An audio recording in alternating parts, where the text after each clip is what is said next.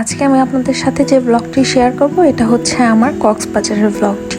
এই দিনটি হচ্ছে আমরা সেন্ট মার্টিন থেকে কক্সবাজার ব্যাক করেছিলাম। তো চলুন কথা না বাড়িয়ে ব্লগটি স্টার্ট করি। আসসালামু আলাইকুম এভরিওয়ান, কি অবস্থা, কেমন আছেন সবাই? কক্সবাজার আসার পরে আমরা যে হোটেলে চেক ইন করেছিলাম সেই হোটেলটার নাম হচ্ছে Sea Princess hotel. Check in করার সাথে সাথে আমাদেরকে একটা ওয়েলকাম ড্রিঙ্কস দেওয়া হয়েছিল। আর এখানে আমি আপনাদেরকে আমাদের রুমটা দেখিয়ে নিচ্ছি। আমরা একটা ফ্যামিলি রুম নিয়েছিলাম অ্যান্ড বিচ সাইড ভিউ নিয়েছিলাম। ফ্যামিলি রুম এই জন্য নিয়েছিলাম কারণ আমার শুধু ফ্যামিলি আমরা গিয়েছিলাম, আমার আব্বু আম্মু আর আমরা ভাই বোনরা। কক্সবাজার আমরা ছিলাম 3 দিন 2 রাত। তো সেটাই আপনাদের সাথে শেয়ার করব। আর যাওয়ার পর ওখানের ওয়েদারটা খুব একটা ভালো ছিল না, কারণ আমরা যেই টাইমটাতে গিয়েছিলাম ওইটা একটা বৃষ্টির সময় ছিল, অ্যাজ বর্ষাকাল হবে হয়তো। আর আমার ব্লগটা আজকে একটু বড় হবে, আমি আগেই বলে নিচ্ছি। তবে ব্লগের মধ্যে অনেক ইন্টারেস্টিং কিছু পার্ট আছে, সেটা ব্লগের মিডলে। আই হোপ আপনারা দেখলে খুব এনজয় করবেন। এনিওয়ে, আমরা চেক ইন করার পরপরই ফ্রেশ হয়ে রেডি হয়ে বের হচ্ছিলাম। আর এখানে আব্বুর আমি একটা বড় মিরর ছিল রুমে, সো ওইটা দিয়ে ক্লিপস নিচ্ছিলাম। তারপর আমরা চলে গিয়েছিলাম হিমছড়ির ঝর্ণার এইখানে। আমাদের ওই দিনের প্ল্যানই ছিল যাতে আমরা অন্যান্য স্পটগুলো ঘুরে দেখতে পারি।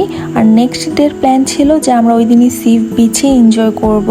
আর এখানে দেখেন কত রকমের শামুক, আমার এগুলো দেখতে অনেক ভালো লাগে।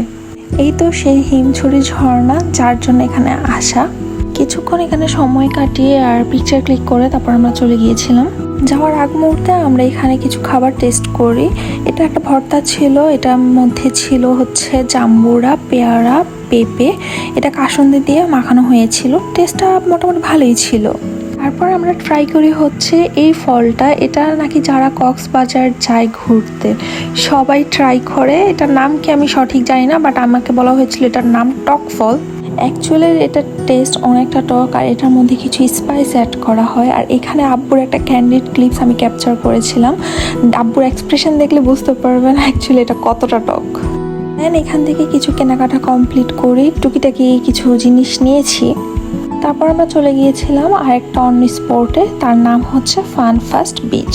আর এই লোকেশনটা আমার অনেক পছন্দ হয়েছে, এটা অনেক সুন্দর। আমি জানি না কারা কারা এই জায়গাটা চিনেন, তবে আমি বলবো যদি কেউ কক্সবাজার গিয়ে থাকেন এই স্পটটা পিকচার ক্লিকের জন্য বা দেখার মতো একটা জায়গা। হোপ যে আপনারা আমার ভিডিওতে দেখে বুঝতে পারছেন জায়গাটা অ্যাকচুয়ালি কত সুন্দর। দেন আমরা হোটেলে ব্যাক করি, তখন অলমোস্ট সন্ধ্যা হয়ে গিয়েছে। আমরা রাত্রেবেলা আবার বের হয়েছিলাম একটু ঘোরাঘুরি করার জন্য। এটা হচ্ছে হোটেলের ফ্রন্ট সাইডের ভিউ। আমি তো আপনাদেরকে এখনো হোটেলের ভিউটাই শো করিনি, আমি ভিডিওর মিডলে সেটা অ্যাড করে দিব। এখানে রাতের জন্য ডিনার প্রিপেয়ার করা হচ্ছিল। এই হোটেলের অপশন দেওয়া আছে যে আপনি যদি এখান থেকেই ডিনার রেডি করে নিতে চান, ওদেরকে বললে ওরা একদম চিকেন ম্যারিনেট করে বারবিকিউ করে আপনার রুমে সার্ভ করে দিবে। ইভেন দো আপনি চাইলে এটা আপনার সামনে রেডি করে দেওয়া হবে, যেহেতু এটা লাইভ কিচেন করা আছে।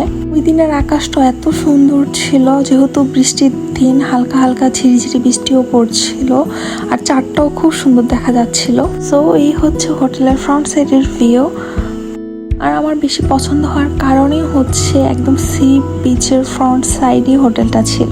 সো এই তো আমরা যাচ্ছিলাম, আমরা অ্যাকচুয়ালি স্ট্রিট ফুড খুঁজছিলাম। তারপর আমরা একটা রেস্টুরেন্টে গিয়েছিলাম, ওখান থেকে আমরা খাবার খেয়েছি। এখানে আমরা নিয়েছিলাম একদম রূপচাঁদা ফ্রাই বড় 2 পিস, আর সাথে ছিল লইটা শুটকি ভর্তা, ডাল ভর্তা, চিকেন রোস্ট, ডাল, সালাদ আর ভাত। আমরা রাতে ডিনার করে নিয়েছিলাম ওখানেই।